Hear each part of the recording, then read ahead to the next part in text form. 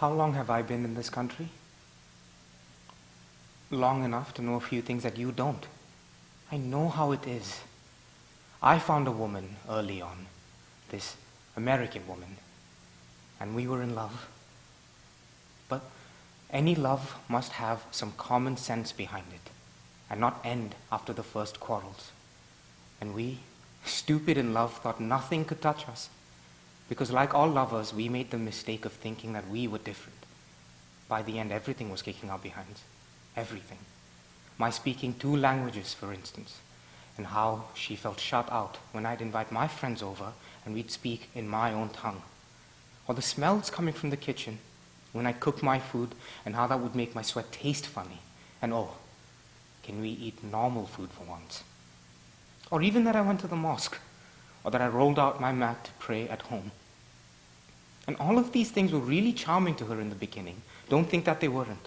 It was like a little spice for her. And for me, the way that she did things differently. I loved it. But I began to miss home.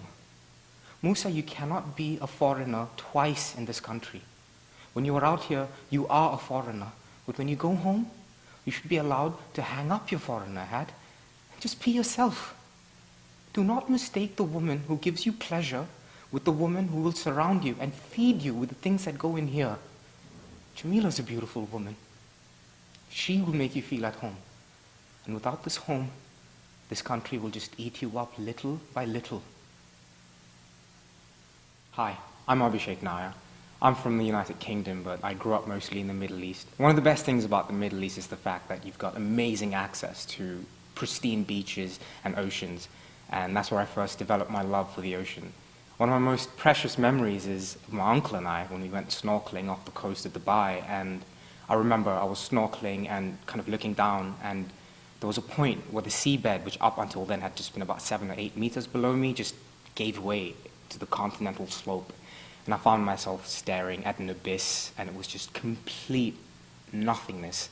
And in that moment, I felt everything that I could feel, and it was probably the most wholesome and the most complete moment I've ever had in my whole life, and it's something that I've always held really close to me.